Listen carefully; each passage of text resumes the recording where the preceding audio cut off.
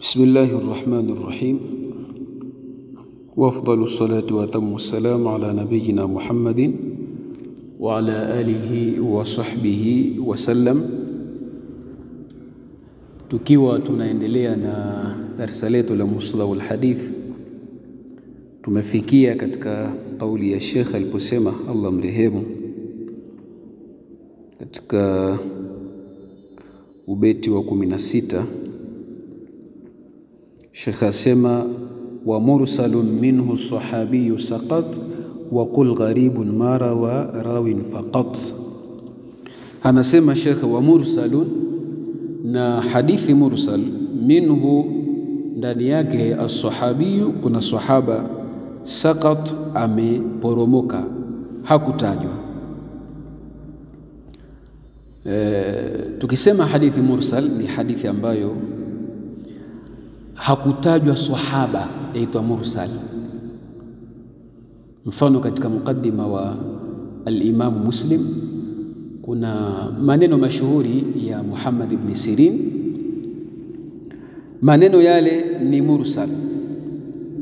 Kwa nini? Kwa sababu Muhammad ibn Sirin alisema, qala Rasulullah sallallahu alaihi wasallam, mtume amesema, inna hadha al-ilma dinu fandhuru amman ta'khuduna dinakum, ilmu hii ni dini, hebu angalieni mnachukua wapi dini yenu. Sasa haya maneno ameyasimulia Muhammad ibn Sirin, hayakusimuliwa na sahaba, na Muhammad ibn Sirin ni katika matabi'i. Yeye Muhammad ibn Sirin amesema mtume. Haya maneno hayatakubalika kwa sababu Muhammad ibn Sirin alitakiwa kutueleza nani katika maswahaba aliyemsimulia haya maneno kuwa mtume amesema hivyo. Kwa hiyo tukisema, ukiambiwa hadithi mursal ni hadithi ambayo kuna sahaba hakutajwa. Ukiangalia inawezekana unaona kama vile sanadi imeungana, lakini kumbe kuna sahaba pale katikati hayupo. Ndio Sheikh asema, hadha huwa alqismu sadis, hiki ni kigawanyo cha asadis ashara, cha 16 min aqsami alhadithi, katika vigawanyo vya hadithi. Almadhkura, vilivyotajwa fi hadha an-nadhmi, wa huwa almursal, ni hadithi mursal. Walmursalu fi lugha, na hadithi mursal kilugha, almutlaq, ni hadithi, yani neno mursal ni kitu mutlaq, kitu kilichoachiwa huitwa mursal. Wa minhu, na kutokana na neno hili Waarabu wanasema arsala naqata fil mar'a, amemwachia ngamia katika nini? Katika machungo. Atlaqaha, amemwachia. Kwa hiyo arsala yursilu, yule mwenye kukiachia kitu anaitwa mursil, kile kilichoachiwa kinaitwa mursal. Hayo matumizi ya kilugha. Wa fil istilahi, hadithi mursal kiistilahi, arafahu an-nadhim, ameieleza an-nadhim al-Imam al-Baiquni biannahu, kwamba hadithi mursal ma saqata minhu sahabiyu, ni ile hadithi ambayo ameporomoka ndani yake sahaba. Wa arafa ba'dhu al-ulama, na wakaeleza baadhi ya wanachuoni biannahu, kwamba hadithi mursal ma rafa'ahu at-tabi'i, ni ile ambayo tabi'i ameisimulia kuwa imetoka kwa mtume. Sawa. Baadhi ya wanachuoni wameeleza kwamba ni ile hadithi ambayo rafa'ahu at-tabi'i, tabi'i ameirufaisha, yani tabi'i anasema amesema mtume, hali ya kuwa tabi'i hajamuona mtume wala hajamsikia. Kwa hiyo hadithi yake hiyo hadithi ambayo ataisimulia huyu tabi'i katika sura hii inaitwa ni mursal. Yani kuna sahaba pale katikati alitakiwa kutajwa kwa sababu huyu tabi'i yeye hakumsikia nani? Mtume, wala hakumuona. Awi sahabiyu, lakini pia wanawachuoni wengine wakasema mursal vile vile ni ile hadithi ambayo ameisimulia sahaba, alladhi, sahaba ambaye lam yasma' minan nabii, hakumsikia mtume. Wa hadha at-ta'rifu adaq, na hii taarifu ni ya ndani kabisa, yani iko clear, yani iko vizuri. Kwa nini Sheikh asema lianna dhahira? Kwa sababu wazi kalami almuallif, wa maneno ya mwandishi, annahu, hakika mambo yalivyo, idha dhukira sahabi, anapotajwa sahaba, falaysa bimursalin, hadithi hiyo si mursal. Yani Sheikh Uthaymeen anasema maneno ya al-Imam al-Baiquni yanaashiria kwamba hadithi mursal ni ile ambayo kuna sahaba hakutajwa. Maana yake hadithi ambayo sahaba ametajwa, hiyo sio mursal, hata kama kumsikia mtume. Walau kana sahabiyu lam yasma min an-nabi, hata kama huyo sahaba kumsikia mtume. Ndio Sheikh Uthaymeen ameunga mkono hii taarifu ya kwanza kuwa mursal ni ile ambayo tabi'i ameisimulia kutoka kwa mtume hali ya kuwa hajamuona mtume wala hajamsikia, au hadithi ikasimuliwa na sahaba hali ya kuwa huyo sahaba hakumsikia mtume. Pia hadithi hiyo itaitwa kwamba ni mursal. Na mursal ni katika hadithi dhaifu, hazikubaliki. Yani hadithi ikiwa ni mursal haikubaliki, inakuwa ni dhaifu. Ikhtilafu ipo kwa wanachuoni kuhusu zile marasilu kibari sahaba, na Imam Shafi nadhani katika kitabu Ar-Risala, kama sijakosea au sijasahau, kuna nukuu zake akitaja hizi marasilu kibari sahaba at-tabi'in, zile marasili za matabi wakubwa. Kwa hiyo Sheikh asema walau kana sahabiyu lam yasma min an-nabi kama Muhammad ibn Abi Bakar, kama vile Muhammad ibn Abi Bakar alladhi ambaye kwamba ulida, alizaliwa fi hajjatil wada, katika hijjatul wada, wa hadha laysa bijayidin, lakini hili si zuri. Fa inna haditha sahabi, kwa sababu hadithi ya sahaba alladhi, sahaba ambaye lam yasma min an-nabii, hakumsikia mtume, min qabili al-mursal, ni katika nau'u ya hadithi ambazo ni mursal inda al-muhaqqiqina, kwa wanachuoni wa hakiki. Wanachuoni wa hakiki wanasema sahaba ambaye amesimulia hadithi ambayo hakuisikia kwa mtume, hadithi yake ni mursal. Na Sheikh asema wal mursalu min aqsami dhaifi, na hadithi mursal ni katika aina za hadithi dhaifu. Lianna alwasitata, kwa sababu kiunganishi baina nabii, baina ya mtume, wa baina man rafa'ahu, na baina ya yule aliyeirufaisha ile hadithi, aliyesema kwamba hadithi hii ni ya mtume, majhulu. Hapa katikati kuna mtu hapa hakutajwa, illa fil mawadhi'i taliya, isipokuwa katika maeneo yafuatayo. Yani tabi'i sasa akatuambia amesema mtume, hatutakubali maneno yake kwa sababu tabi'i haujamuona mtume wala haujamsikia. Sasa vipi tukubali habari yako? Hapa katikati kuna mtu atajua tutajia hapa, nani amekusimulia hii taarifa? Kwa hiyo haitakubalika kwa sababu hiyo, isipokuwa katika maeneo yafuatayo. Kwanza, idha ulima alwasita, atakapojulikanwa au kitakapojulikanwa alwasita, kile kiunganishi pale katikati, baina nabii, kati ya mtume, wa baina man rafa'ahu, na baina ya yule aliyeirufaisha ile hadithi, aliyesema kwamba haya maneno ni ya mtume. Fayuhkamu, basi itahukumiwa hadithi hiyo, bima taktadhihi, kwa vile inavyohukumu haluhu, hali yake. Kwa hiyo hadithi ile itahukumiwa bima, kwa kile ambacho taktadhihi, inapelekea au inafungamana hali yake.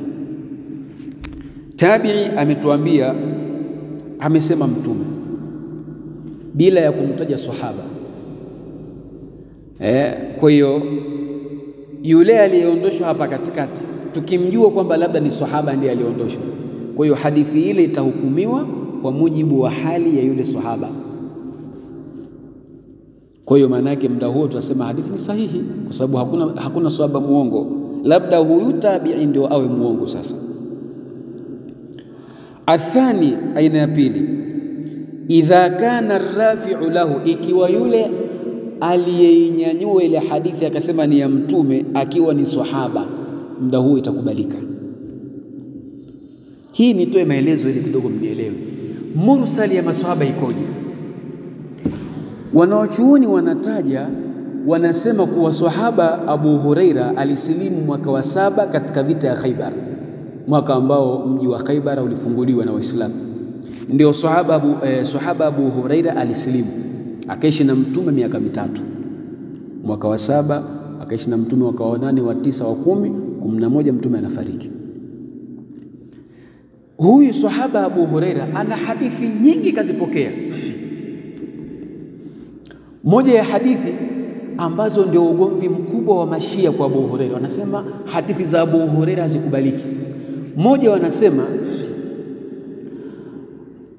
ni ile hadithi Mtume sallallahu alayhi wa alihi wasallam aliposema, Abu Huraira asema, wakati mauti yalipomfika Abu Talib, Mtume alimwambia Abu Talib, tamka shahada, kul la ilaha illa Allah. Abu Talib alikataa. Tukio hili la kwamba Mtume alimwambia baba yake mdogo Abu Talib atamke shahada, hili tukio lilitokea Makka. Ilikuwa ni kama mwaka wa 10, ilikuwa ni mwaka wa 10. Hili tukio lilitokea pale Makka kabla Mtume hajahama. Sasa Abu Huraira alikuja kusilimu mwaka wa 7 tena baada ya kuhama kwa Mtume. Hili tukio amelijuaje kama si uongo? Mashia hawa wanasema hivyo. Nyingine wanasema Mtume sallallahu alayhi wa alihi wasallam, yeye wakati anarudi kule pangoni, alipofika kule pangoni alikutana na Jibril. Baada ya kufinywa kule Mtume sallam, ikabidi arudi wapi? Nyumbani kwake akiwa anatetemeka baada ya kubanwa.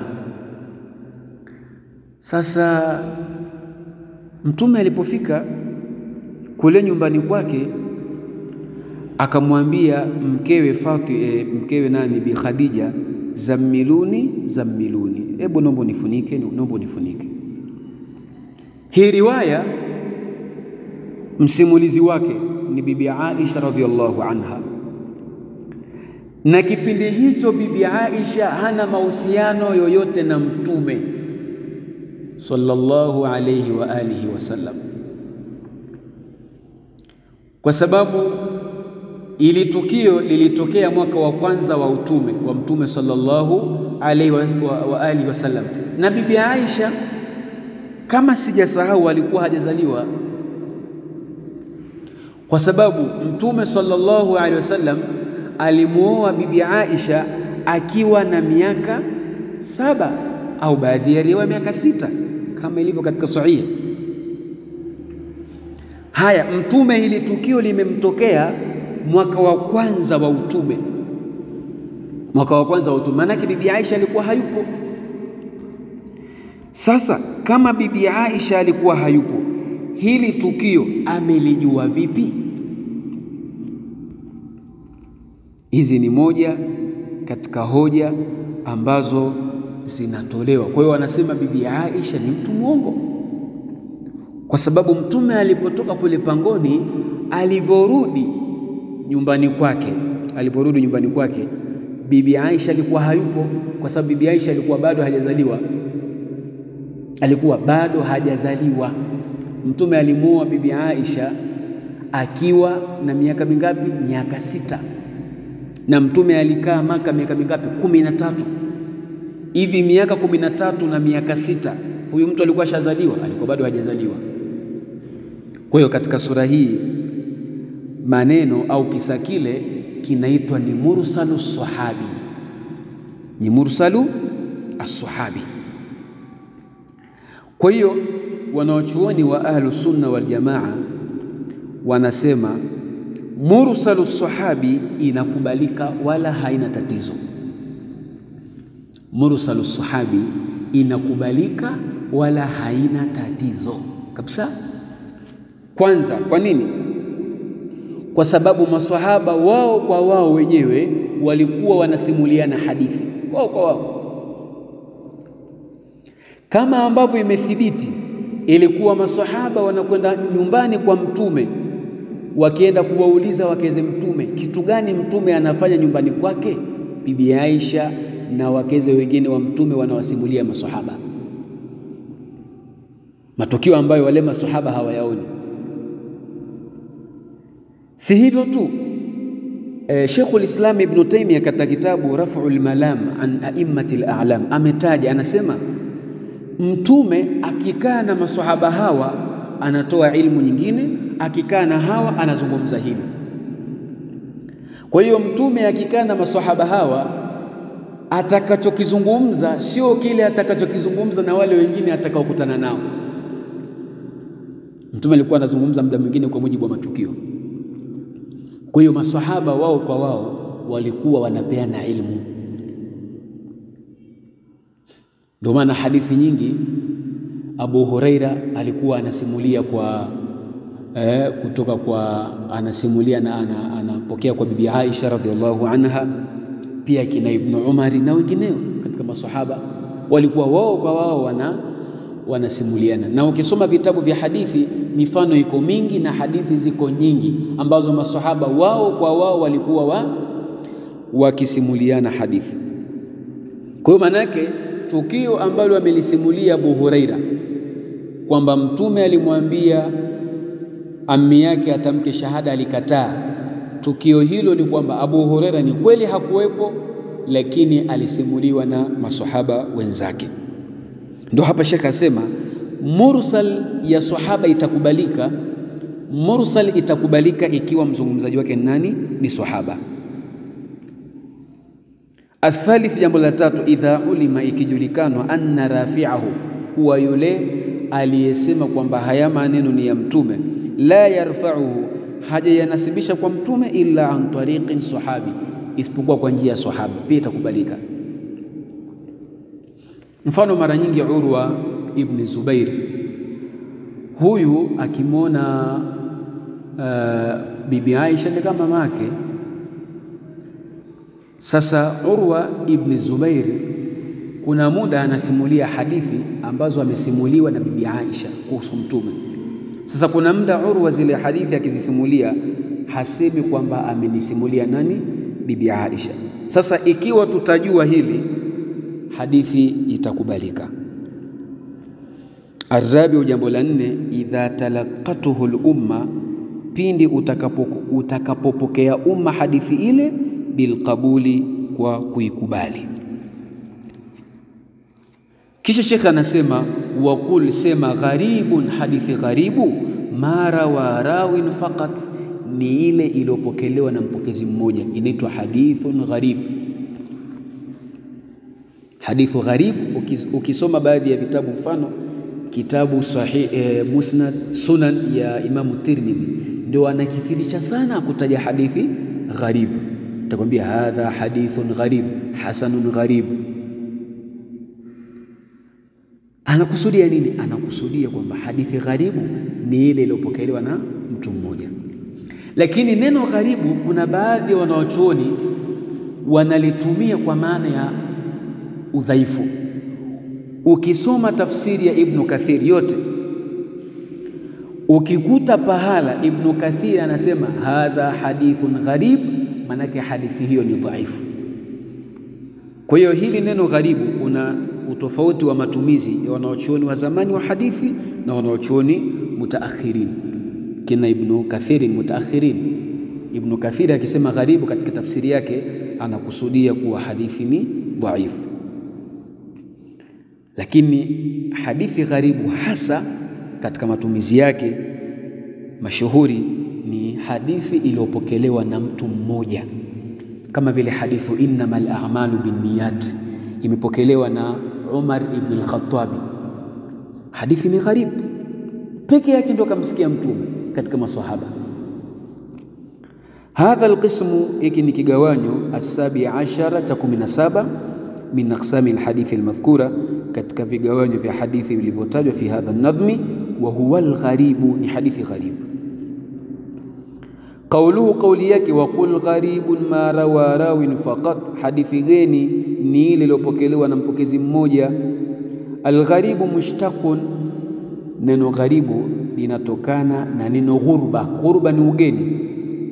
Walgharibu ni mgeni. Walgharibu fil baladi, na mgeni katika mji, huwa alladhi, ni ule ambaye, laysa min ahliha, si katika wakazi wa mji huo, anaitwa gharibu. Walgharibu fil hadithi, na gharibu katika hadithi,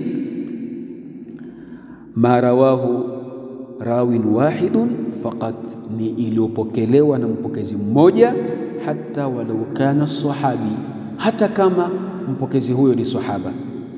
Fahuwa gharibu, hadithi hiyo ni gharibu. Mithlu, mfano, alla najida rawiyan, hatujapata mpokezi mina sahaba, katika masahaba, illa ibn Abbas.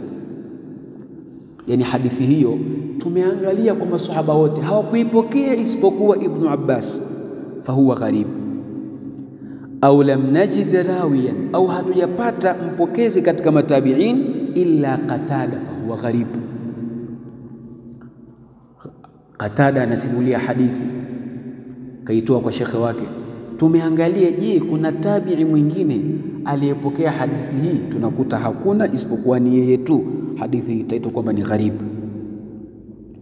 Walgharabatu, na ugeni, hadithi kuwa ni ikaitwa kwamba ni gharibu, imma antakuna, ima inaweza, walgharaba, na ule ugharaba, yani hadithi ikawa ni na mpokezi mmoja. Sasa ile gharaba, antakuna, inaweza ikawa fi awwali sanad, yani mwanzo wa sanad ndio kuna gharaba, kuna mpokezi mmoja, au fi athnaihi, au katikati ya sanad, au fi akhiri, au mwisho wa sanad.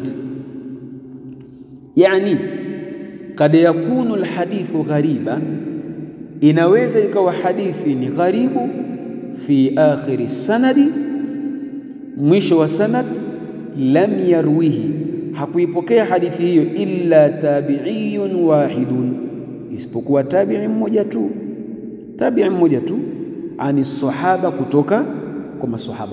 Tabi'i mmoja kapokea kwa masahaba peke yake. Thumma yarwihi anhu, kisha wanapokea hadithi hiyo kutoka kwa huyo tabi'i adadun kabirun, idadi kubwa. Fayakunu hadha ghariban, hadithi inakuwa ni gharib fi akhiri sanad, mwisho wa sanad. Kwa kule mwisho wa sanad kuna tabi'i peke yake ndio kasimulia ile hadithi, ila baada ya tabi'i kuna kundi la watu, tunasema kule mwisho ndio kuna gharaba. Wa fima ba'dahu, na baada ya hapo, kad yasilu, inaweza kufika hadithi ila haddi tawaturi, katika kikomo cha tawaturi. Yani hadithi imepokelewa na sahaba mmoja na tabi'i mmoja na tabi'i mmoja. Sasa hii tabaka ya tatu, hadithi ikapokelewa na makundi ya watu. Kwa hiyo muda huo hadithi inakuwa kule mwanzoni ni gharib, lakini mwishoni ni mutawatir. Mfano, hadithi innamal a'malu binniyat min al-gharib, ni hadithi gharib. Kwa nini? Kwa sababu hadithi hii imepokelewa na Umar, halafu Umar kuna tabi'i kaenda kumsimulia Muhammad al-Ansari, halafu kuna mwingine amesimuliwa. Sasa huyu watatu ndio wakaja watu wengi kupokea ile hadithi, lakini kule mwanzo sehemu ya pili ni mtu mmoja mmoja, tunasema hadithi ni gharib. Na tunaweza tukasema hadithi ni mutawatir kwa kuzingatia mwishoni, kwamba mwisho wa sanad waliokuja kupokea ile hadithi ni watu wengi. Lakinahu gharibun fi tabaqati sahaba, Sheikh asema hadithi hii ni ngeni katika tabaka masahaba wa tabi'in. Wa amma ba'da dhalika, baada ya hapo, faqad intashara intisharan adhima, hakika hadithi hii imesambaa kusambaa kulikokuwa kukubwa. Yani hadithi innamal a'malu binniyati imekuwa ni mashuhuri kweli kweli, licha ya kwamba aliyepokea kwa mtume ni mtu mmoja na aliyepokea kutoka kwa sahaba ni mtu mmoja, lakini baada ya hapo ikapokelewa na watu wengi. Wakad yakunu ghariban fi athnaihi, na hadithi inaweza ikawa ni gharibu katikati ya sanad. Rawahu jamaa, ikapokelewa na kundi. Wamfarada bihi, na akapokea hadithi hiyo anhum, kutoka kwa hawa watu wengi, wahidu, mtu mmoja. Masahaba wengi wamepokea hadithi, halafu wote wakaenda kumsimulia mtu mmoja. Tunasema tabaka ya pili hapa, hadithi ni gharibu. Thumma rawahu an jamaa, kisha akaipokea hadithi ile kutoka kwa kundi. Wakad yakunu ghariban fi awwalihi, na hadithi inaweza kuwa ni gharibu mwanzoni mwake. Infarada bihi wahidun, amepokea hadithi hiyo mtu mmoja. An jamaatin, kutokana na kundi la watu, akapokea peke yake mwanzo wa sanad. Na tukisema mwanzo wa sanadi ni huku chini, huku sio huku kwa mtume, huku chini, huku an fulani qala huku an fulani. Sasa huyu fulani anaweza akawa peke yake, hii hadithi kaipokea peke yake kutoka kwa watu wengi, na kinyume chake pia hawa watu wengi pia wanaweza wakawa wamepokea kutoka kwa mtu mmoja. Kwa hiyo huyu mtu mmoja tabaka yake ikawa ni gharibu, lakini baada ya hapo si gharibu. Wal gharibu kad yakunu sahiha, na hadithi gharibu inaweza kuwa sahihi. Wa kad yakunu dhaifa, na inaweza ikawa ni dhaifu. Lakini alghalibu, lakini mara nyingi, ala algharaibi, katika hizi hadithi ambazo ni gharib, annaha, ni kwamba hizi hadithi takunu dhaifa.